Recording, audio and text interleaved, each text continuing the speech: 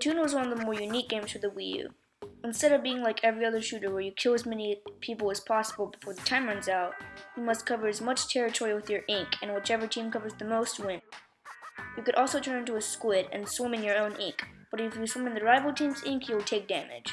This was a unique way of having a shooter without stepping out of Nintendo's focus on family-friendly content. The game was praised due to its originality and fun nature, but since the Wii U wasn't the most well-received and popular console out there, Splatoon didn't get nearly as much popularity as Nintendo wanted. Luckily, the Nintendo Switch seems to be correcting the Wii U's mistakes, and due to the poor reception of the Wii U, Nintendo has tried bringing some Wii U titles to the Switch, one of them being Splatoon. The game was great on the Wii U, but needed more content such as more modes and a better developed single-player mode. And we were all hoping that the Switch version would 1. Improve on the aspects of the original that were underdeveloped, 2. Make it not seem like the exact same game with prettier visuals, and 3. Make it still be fun and enjoyable for returning fans and newcomers. Well, does it succeed? First of all, I think Nintendo made a mistake calling it Splatoon 2, and not Splatoon Switch Edition, or Splatoon Enhanced Edition, or something along those lines. I don't believe there's enough new content to have it be considered a proper sequel. This won't be a big deal for newcomers, but for the players returning like me, this may come off as a bad thing. I'm not saying that the game sucks, because it definitely doesn't. I just feel like I was playing the same game and not an improved sequel.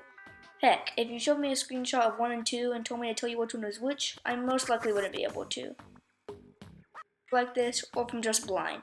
And since the game feels almost the exact same, it got old much quicker and didn't feel fresh like the first one did. Get it?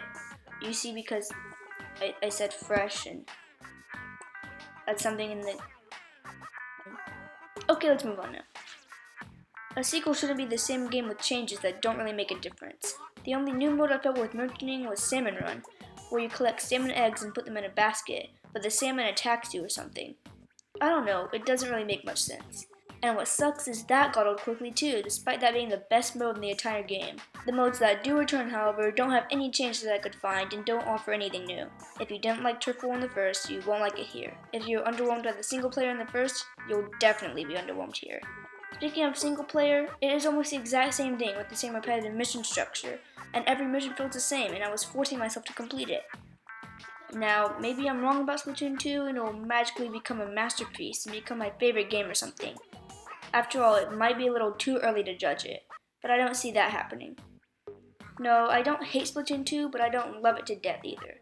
And if Nintendo plans to make a third game, please make it have changes that are actually noticeable. Is that seriously too much to ask? If y'all guys disagree with me, I would love to hear your counter arguments in the comments, since I don't think I have the popular opinion here.